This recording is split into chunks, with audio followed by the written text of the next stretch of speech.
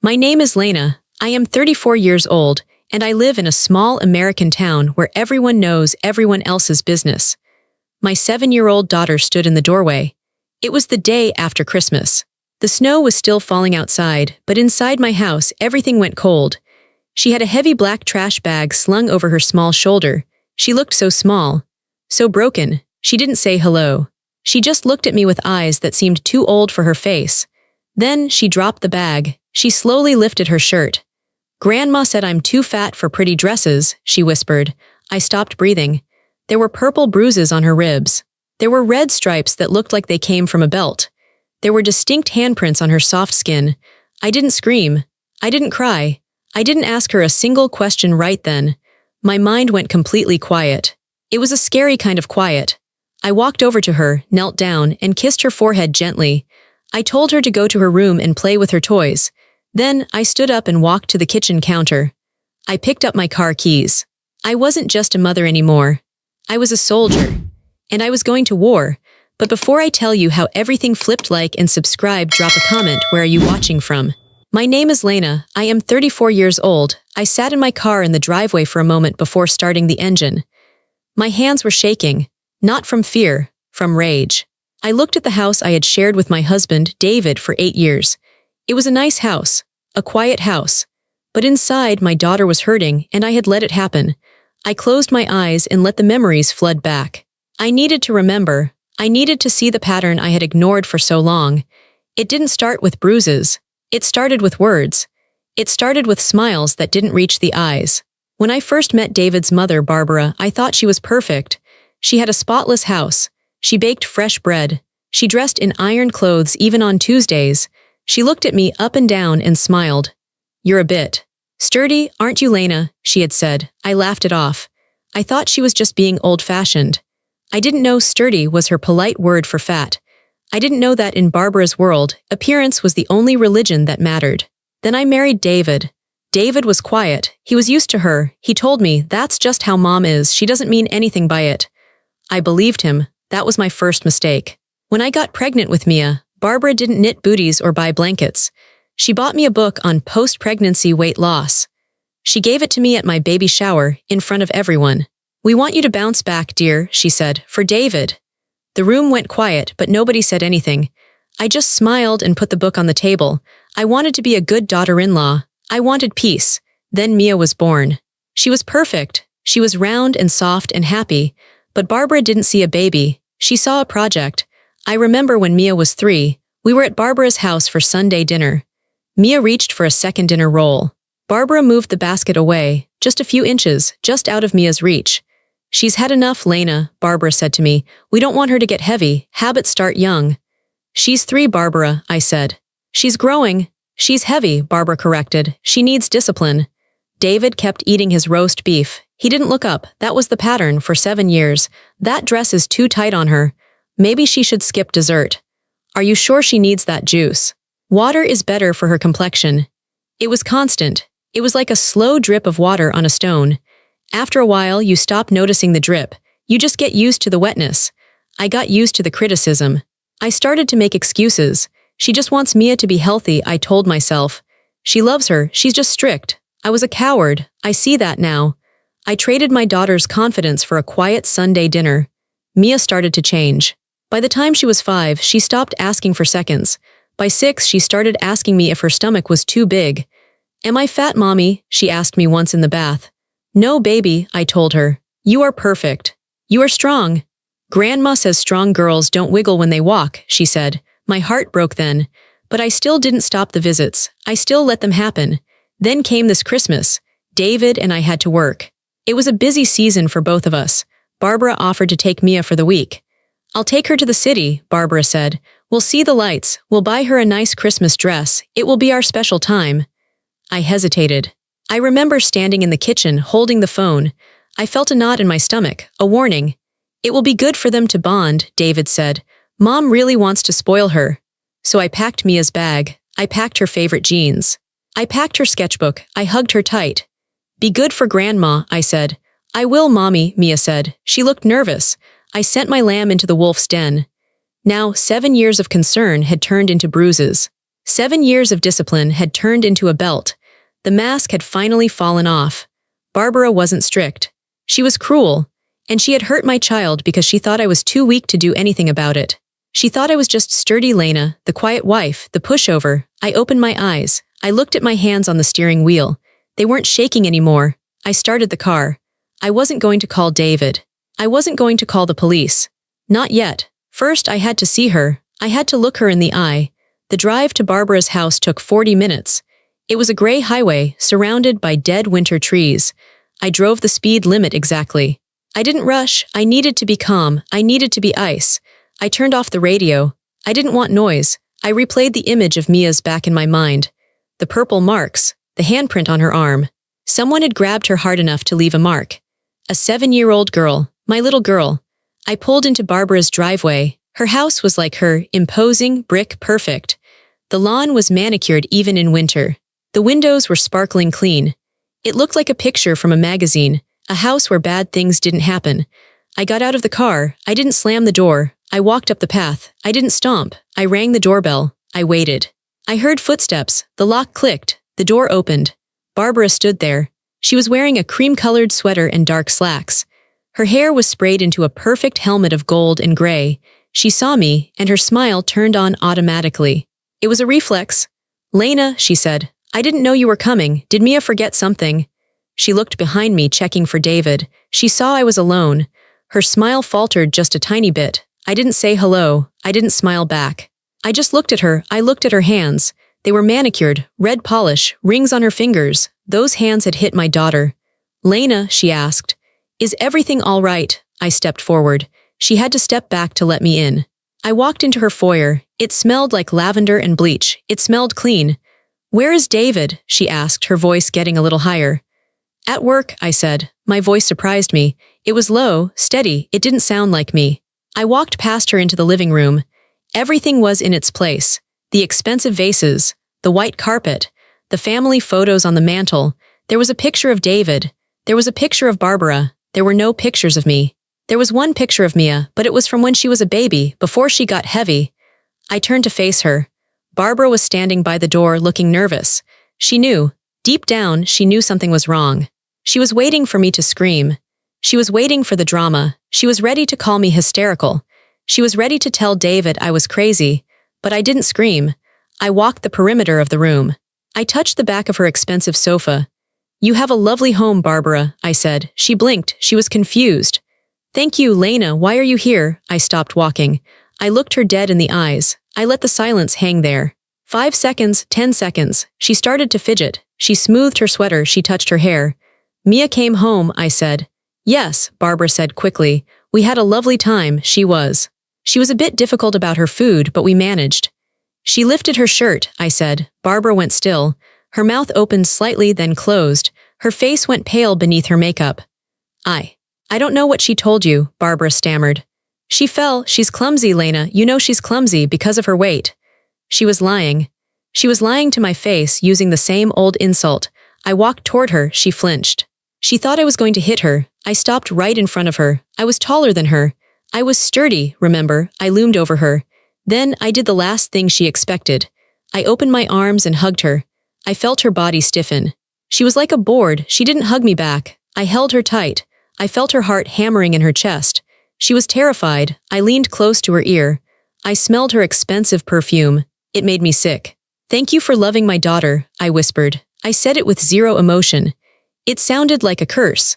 I pulled back. I looked at her one last time. Her eyes were wide, darting around, trying to understand the game. She didn't know the rules anymore. She expected a fight. I gave her nothing. I turned around and walked to the door. "Lena," she called out, her voice trembling. "Lena, wait." I didn't stop. I opened the door and walked out into the cold air. I got in my car and drove away. I looked in the rearview mirror. She was standing in the doorway, watching me. She looked small. She knew she had messed up. But she didn't know how bad it was going to get. She thought she could explain it away to David. She thought she could spin the story. She was wrong. I wasn't going to give her a chance to speak. When I got home, the house was quiet. Mia was in her room. I could hear the faint sound of a cartoon playing. I went into the bathroom and washed my face. I looked in the mirror. I looked different. My eyes were harder. I took a deep breath. Now came the hard part, the clinical part. I went into Mia's room. She looked up from her coloring book. She looked scared when she saw me, like she was in trouble. "It's okay, baby," I said. "Nobody is mad at you. You were so brave to tell me." I sat on the bed. "Mia, I need to take some pictures of your tummy and your back. Is that okay? It's so the doctor can make you feel better." She nodded. "Okay." She lifted her shirt again. I took out my phone. My hands were steady now. I turned on the flash. Click the purple bruise on her ribs. Click. The red stripes on her back. Click the handprint on her upper arm. Every photo felt like a knife in my heart, but I kept taking them. I took close-ups. I took wide shots. I made sure the lighting was clear. I wasn't a mother taking snapshots. I was a forensic photographer. "Does it hurt?" I asked. "Only when I touch it," she said. "Did Grandma hit you with her hand?" I asked. I turned on the voice recorder on my phone. "Yes," Mia said softly.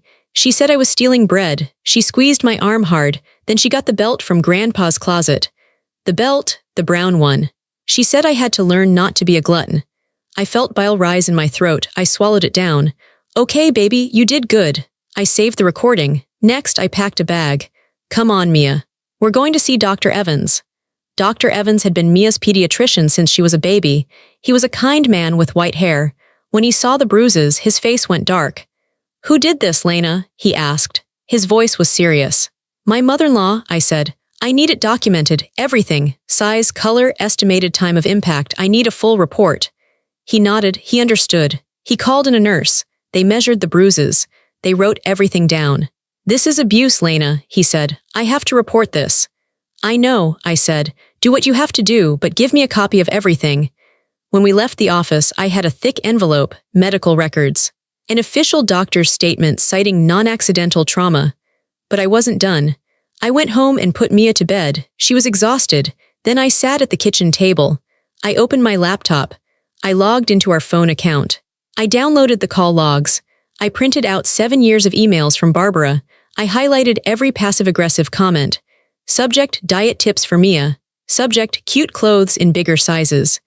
Subject, discipline at home. I found a text message she sent to David 2 days ago. "Mia is being difficult with food again. I had to be firm. Don't worry if she complains. She needs to learn." I printed it. I went to the closet and got a box. I put everything inside. The photos, the recording, the doctor's report, the emails, the text messages. It was a box of hate. It was a box of pain, but to me it looked like bricks. I was building a wall. A wall between my daughter and that woman. A wall so high and so thick that Barbara would never be able to climb over it. I sat there in the dark kitchen. I heard David's car pull into the driveway. He was home. He didn't know his mother was a monster. Or maybe he did, and he looked away. He didn't know his wife was planning to destroy his family. I closed the box. I slid it under the table. David walked in. "Hey, hun. How are the girls?" He looked tired. He went to the fridge to get a beer. "We're fine," I said. I didn't yell. I didn't tell him what happened. Not yet. If I told him now, he would call his mother. She would cry. She would manipulate him. He would try to fix it. He would ask me to forgive her. I couldn't risk that. I needed the law first.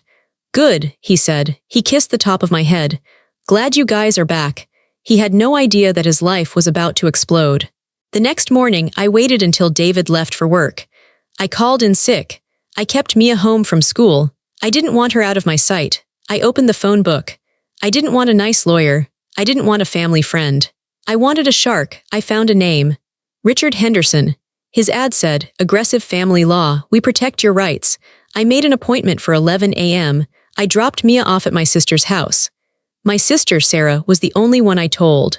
She cried when she saw the bruises. She wanted to drive over and beat Barbara up. "No," I told her. "Violence is what she does. We are going to do something worse. We are going to take away her power." I walked into Mr. Henderson's office. It was cold and modern, glass tables, leather chairs. Mr. Henderson was a sharp man in a gray suit. He didn't smile much. "How can I help you, Mrs. Vance?" he asked.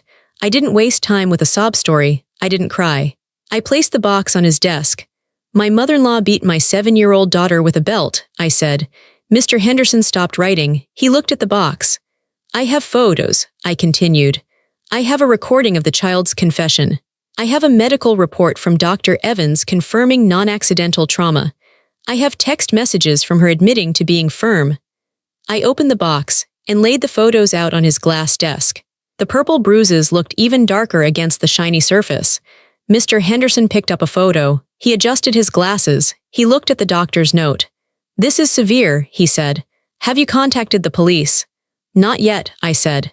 "I want to ensure my husband cannot stop this. I want sole custody. I want a restraining order against his mother, and I want to sue her for damages." "Your husband is not on board?" he asked. "He doesn't know yet," I said. "He is enmeshed with his mother. If he finds out before the papers are filed, he will warn her. She is wealthy. She is well-connected in the church. She will hide assets. She will spin the story." Mr. Henderson looked at me with new respect. He saw that I wasn't just a grieving mother, I was a strategist. "Smart," he said. "If we file for an emergency protective order today, we can have her served by tonight. It will freeze her out immediately. Your husband won't be able to let her near the child legally." "Do it," I said. "This will destroy your marriage, you know that," he said gently. "My marriage ended the moment he let his mother call my daughter fat," I said. "I just didn't sign the papers yet." We spent 2 hours going over the details. I signed document after document, affidavits, restraining orders, custody petitions. It felt like signing a war treaty. "We will serve her," Mr. Henderson said, "and we will send a copy to the district attorney regarding criminal charges." "Good," I said. "And Lena," he asked as I stood to leave, "you are doing the right thing. Most people wait too long." "I waited 7 years," I said. "I waited too long." I left his office. The sun was shining outside, but I felt cold. I felt focused. I drove to my sister's house to pick up Mia. She was eating ice cream. She was laughing. I watched her for a minute through the window. She was safe. I had built the wall. Now I just had to wait for the bomb to drop.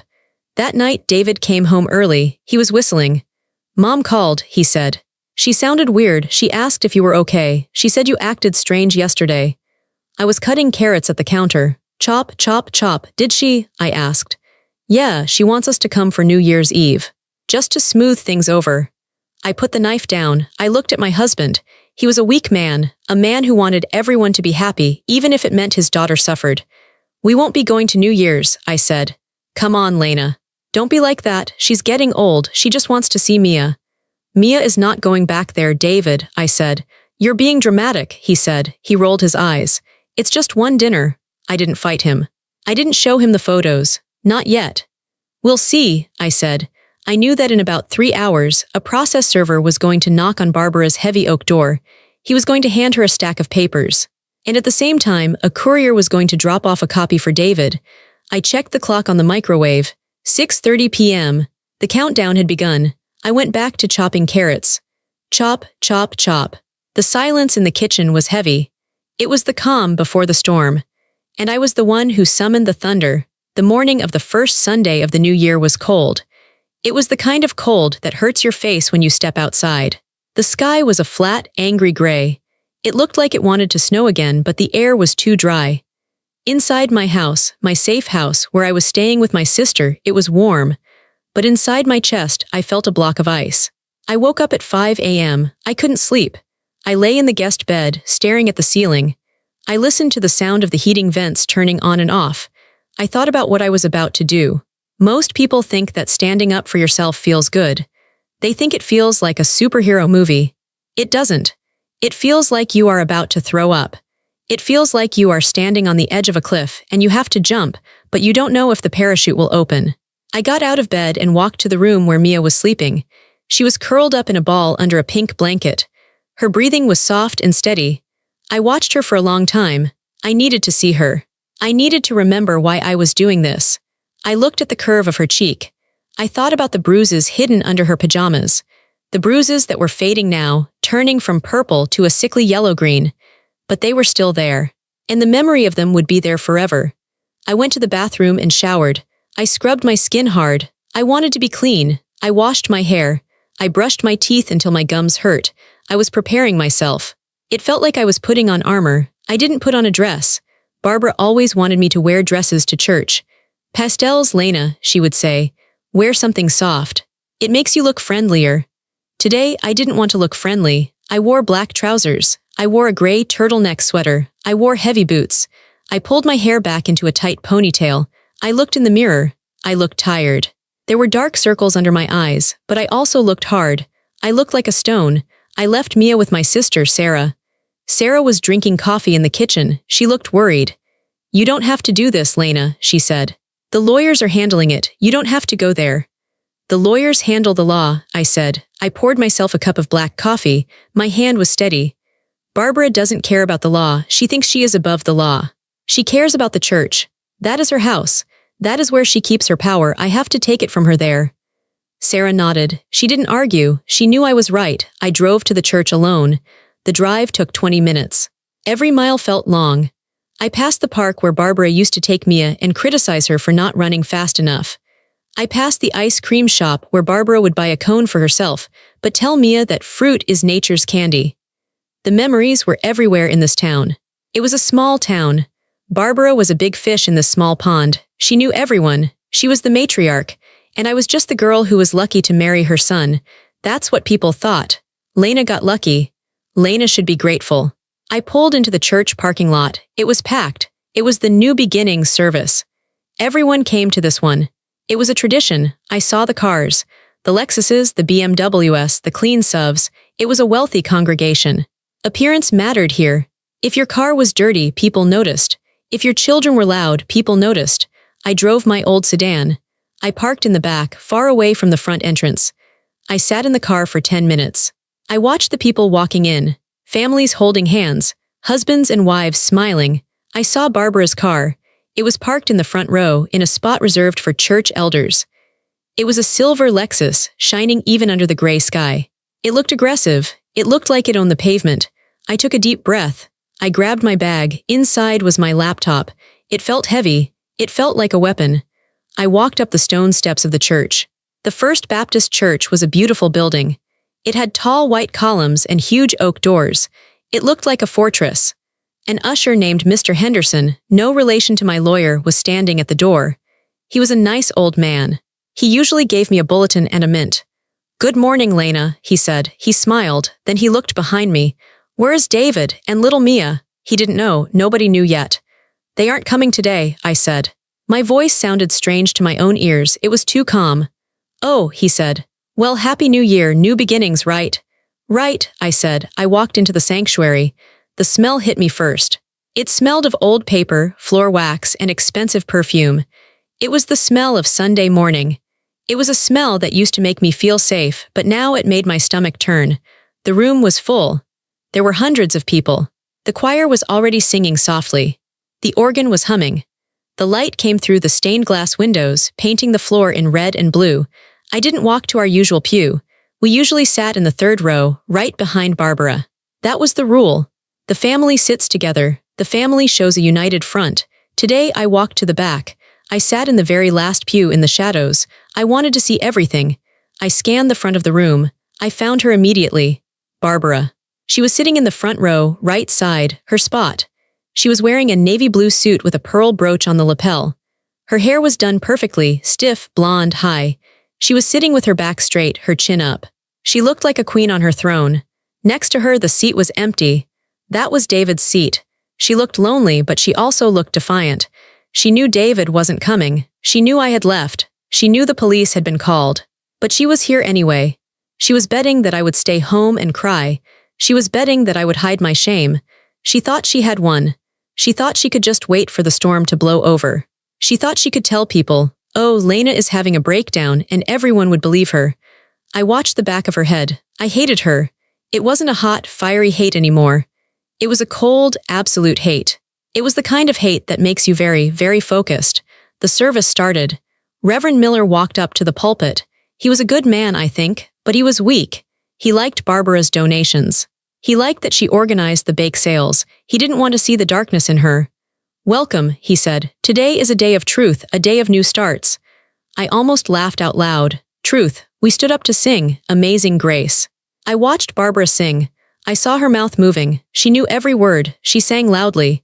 She raised one hand in the air like she was feeling the Spirit. How sweet the sound. How could she?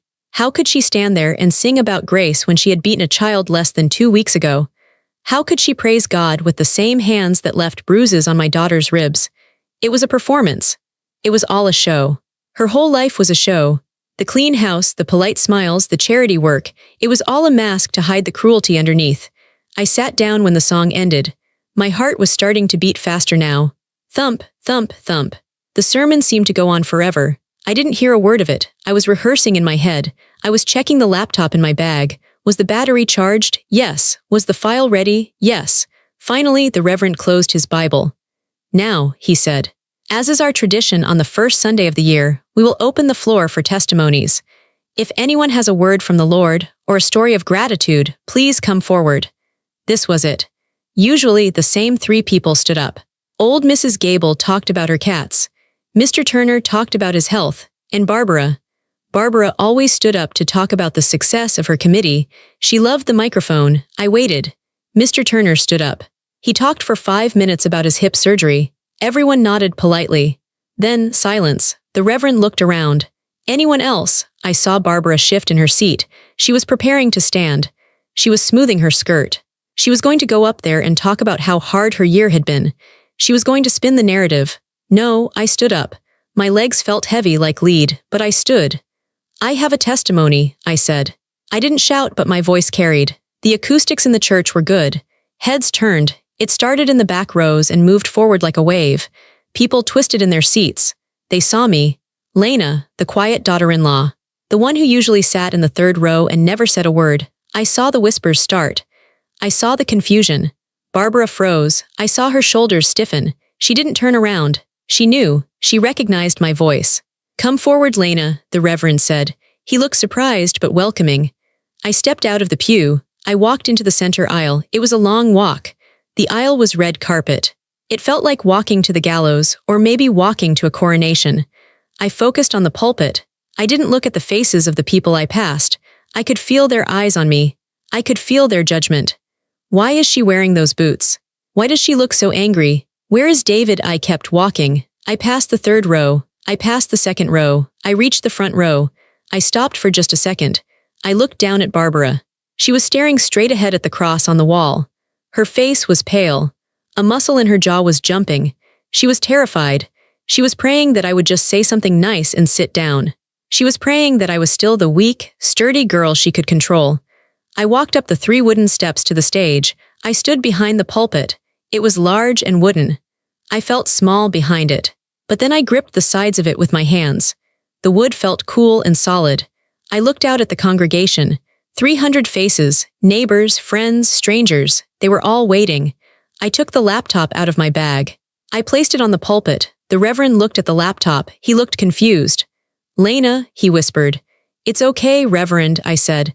I just have some pictures to share about my family.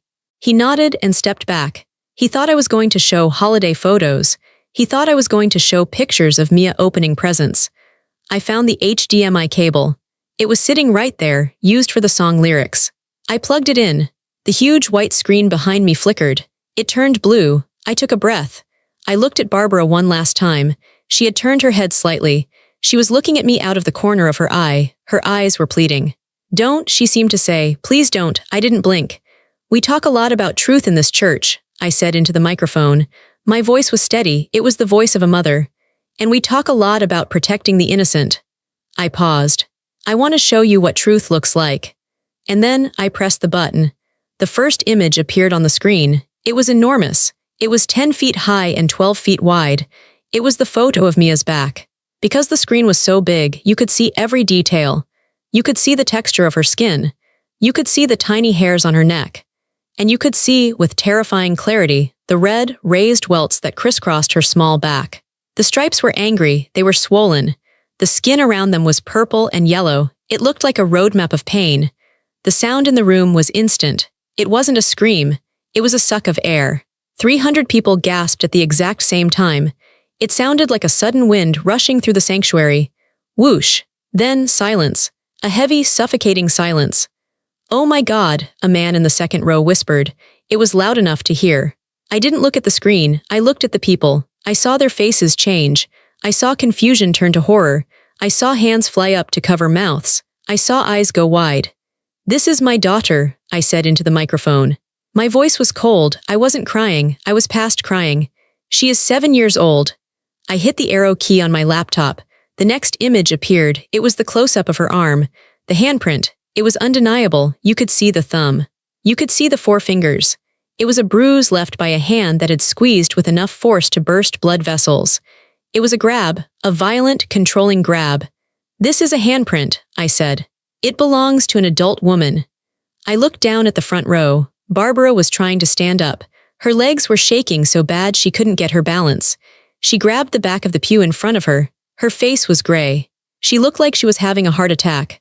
"Reverend," she screeched. Her voice cracked. It was high and thin. "Stop this! Stop her! She's lying!" The Reverend was staring at the screen. His mouth was open.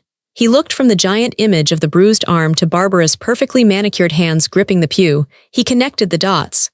"It's fake," Barbara yelled. She turned to the crowd. She held out her hands. "She painted those on. She's crazy. She's trying to hurt me." Nobody moved. Nobody looked at her with sympathy. They were too shocked. I hit the key again. The next image was a screenshot of the text message Barbara had sent to David. Date: December 27th. From Mom, message. She was being difficult about the food again. I had to be firm. She needs to learn discipline before she gets any bigger. Don't coddle her. The words were 10 feet tall. I had to be firm. Discipline, I said to the room. That is what she calls it. She calls beating a 7-year-old girl with a leather belt discipline. I pointed a finger at Barbara. Grandma said she was too fat, I said. Grandma said she didn't deserve a second dinner roll. So Grandma took a belt from the closet and taught her a lesson. Barbara was standing now. She looked wild. Her hair had come loose from its spray. She looked around the room, searching for an ally. She looked for her friends. She looked for the people she had baked cookies for. Martha, she cried out to the woman sitting 2 seats away. Martha, tell them. Tell them I'm a good woman. Martha was an older woman. She had been Barbara's friend for 20 years. They sat together every Sunday. Martha stood up slowly. She looked at the screen. She looked at the bruises on the little girl she had known since birth. Then she looked at Barbara. Martha's face crumbled. It wasn't sadness. It was disgust. She looked at Barbara like she was looking at a cockroach. Sit down, Barbara, Martha said. Her voice was shaking. But sit down. Barbara flinched as if she had been slapped. She collapsed back onto the pew. She looked small. She looked shriveled. The room was buzzing now. The shock had worn off and the anger was setting in. I could hear the whispers turning into voices. That's a child. She did that. I saw her at the store yesterday, acting like nothing happened. She's a monster. The Reverend finally moved. He walked over to me. He looked at the laptop. He looked at me. There were tears in his eyes. Lena, he said softly, is this true? Do you have proof? I have the doctor's report, I said, loud enough for the front rows to hear. I have the police report. I have the recording of Mia telling me exactly what happened. I looked at the congregation. I didn't come here to ask for your help, I said. I didn't come here to ask for your pity. I came here to show you the truth. I unplugged the cable. The screen went blue, then it went black. The darkness felt heavy in the room. The images were gone, but they were burned into everyone's retinas. They would never unsee them. Every time they looked at Barbara, they would see those red stripes. I closed my laptop. Snap, I put it in my bag. She sits in the front row, I said.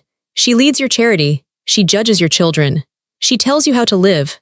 I picked up my bag. Now you know who she really is. I walked down the steps. I didn't rush. I walked with my head up. Barbara was sitting in the pew, her head in her hands. She was sobbing. But it wasn't a sad cry. It was a selfish cry. She wasn't crying for Mia. She was crying because her mask had been ripped off. She was crying because her stage had been burned down. As I walked past her row, she looked up. Her eyes were red and wet. Hate radiated off her like heat. You ruined everything, she hissed at me. You ungrateful fat, she caught herself. But I heard it. I stopped. I leaned in close so only she could hear. I didn't ruin anything, Barbara, I whispered. I just turned on the lights.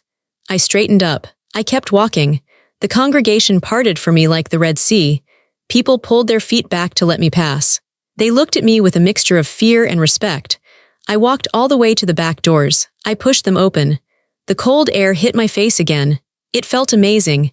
It felt like fresh oxygen. I walked to my car. My legs were shaking now. The adrenaline was leaving my body and the crash was coming. I sat in the driver's seat. I gripped the steering wheel. I let out a long, shaky breath. I had done it. I looked back at the church. The doors were closed. But I knew what was happening inside. I knew the murmurs were turning into shouts. I knew the Reverend was trying to regain control. I knew Barbara was sitting there, alone in a room full of people. I started the car. I drove away. I didn't look back. The fallout wasn't a single explosion. It was a chain reaction. It started in that sanctuary and spread through the town like a virus. I went back to my sister's house. I changed out of my war clothes and into sweatpants. I held Mia. We watched cartoons. I tried to act normal, but my phone was blowing up. Text messages from numbers I didn't have saved. I was at church. I am so sorry. We had no idea. Is Mia okay? I didn't answer them. I didn't want their belated sympathy. They had watched Barbara treat me like dirt for 7 years and said nothing. They only cared now because the violence was undeniable. The police came to my sister's house at 4 p.m. 2 officers, a man and a woman. They were kind. Mrs. Vance, the female officer said, "We've spoken to your lawyer. We've seen the medical report. We paid a visit to your mother-in-law." "And?" I asked. "We issued a citation for assault," she said. "She has a court date. Because of her age and lack of prior record, she wasn't taken into custody today. But a judge will decide the restraining order tomorrow." I nodded. I knew she wouldn't go to jail immediately. Rich, older white ladies don't get dragged out in handcuffs on a Sunday. That's how the world works. But I also knew that for Barbara, jail would be easier than what was actually happening. Monday morning, the real punishment began. My lawyer called me. "She's been served the restraining order," he said. "She is legally barred from coming within 500 feet of Mia or you. If she tries, she gets arrested. For real this time." "Good," I said. Then the stories started coming in. My sister Sarah worked at the bank. She came home on Tuesday with wide eyes. "You won't believe it," she said. "Barbara came in today to make a deposit. The teller Linda, you know Linda. She literally put up the 'next window please' sign when Barbara stepped up. She walked away. She refused to serve her," I asked.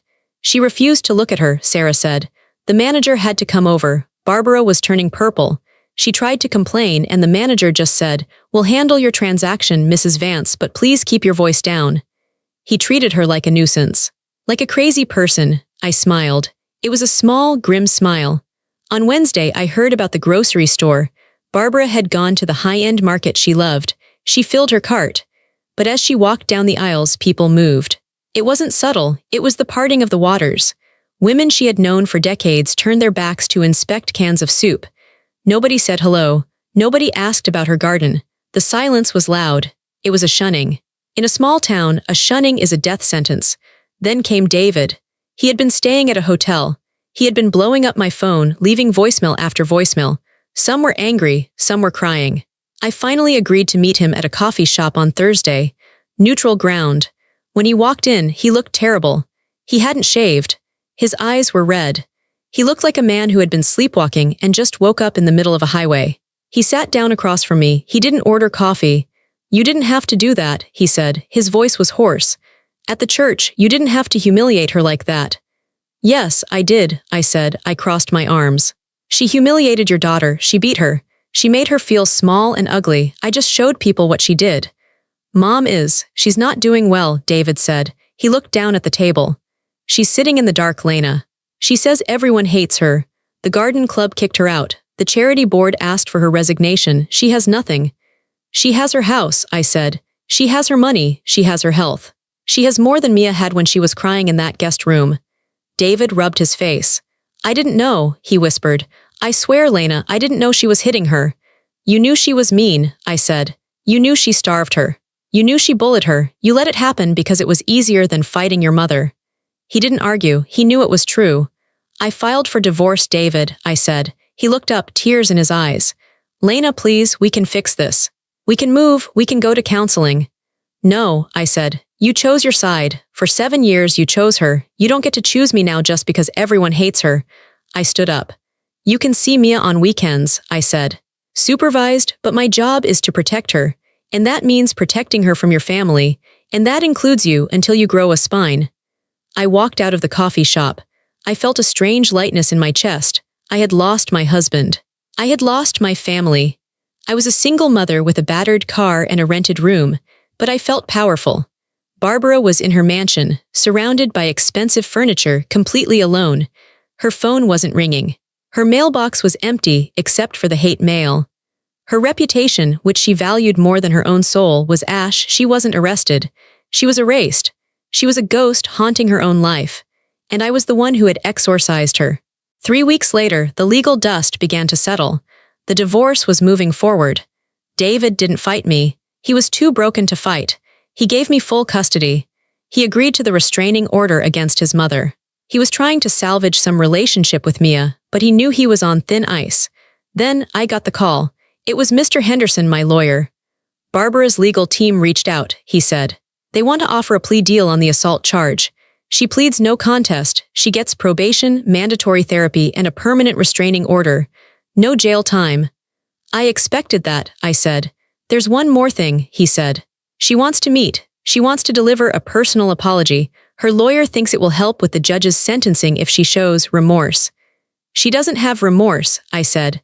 I know, Mr. Henderson said. You don't have to go. We can decline. I thought about it.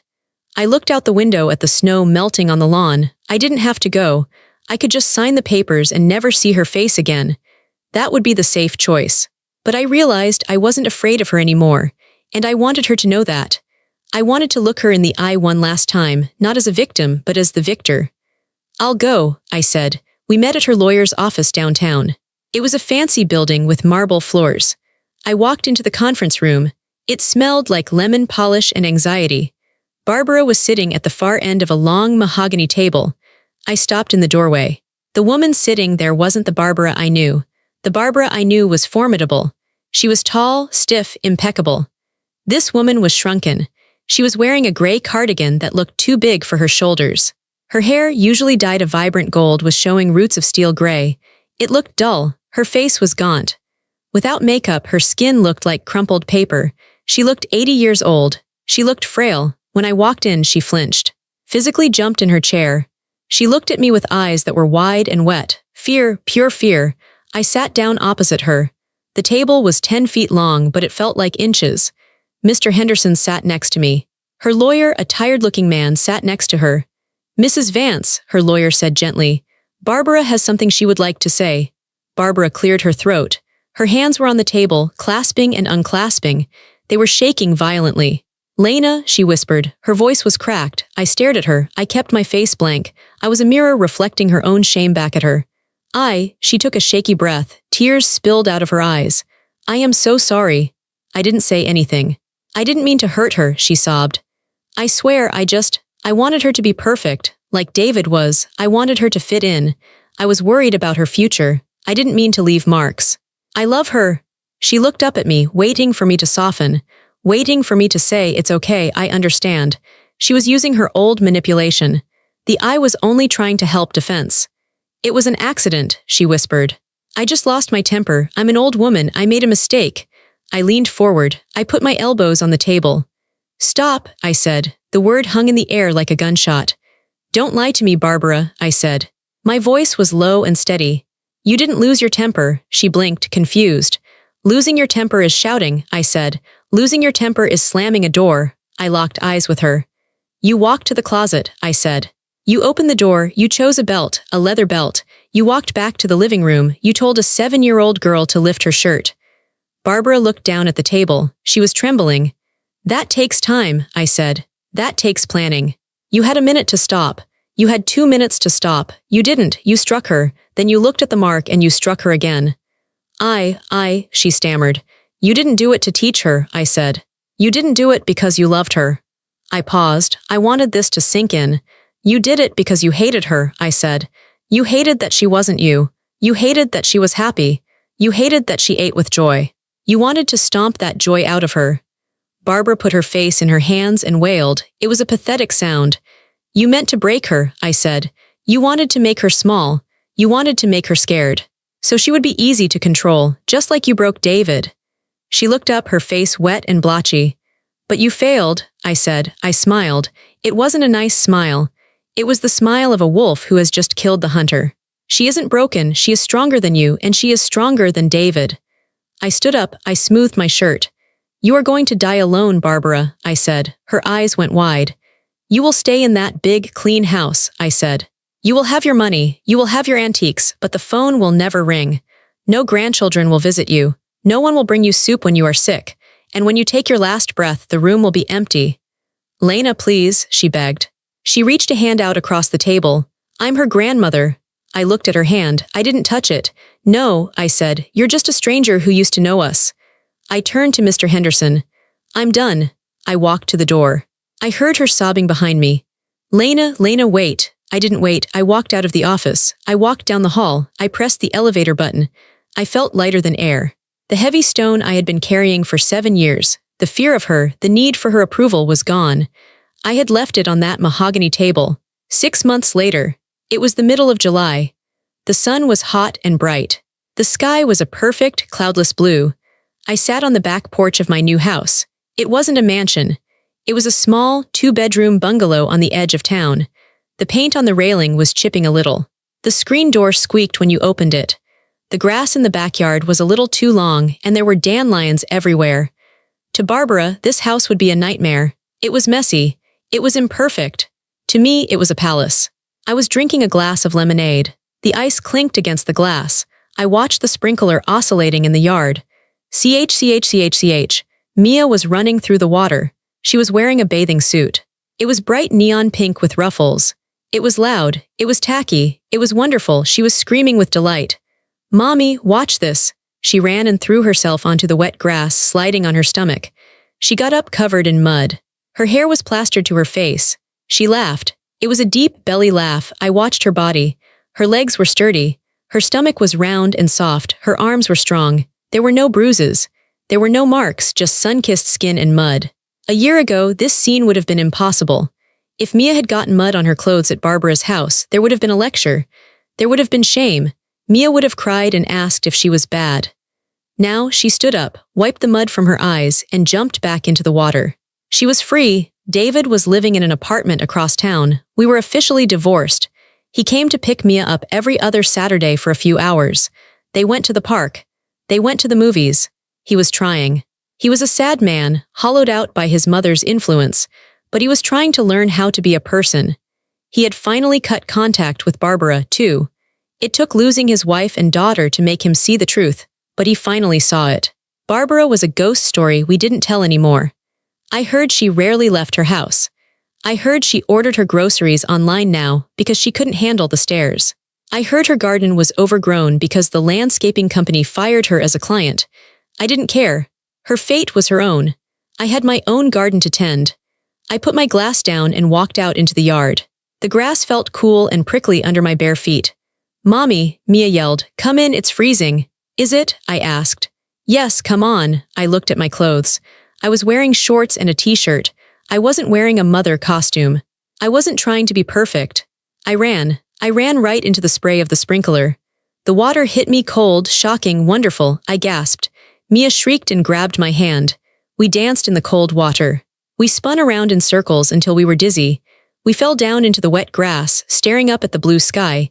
My hair was wet. My face was dripping. I was covered in mud. I turned my head to look at my daughter.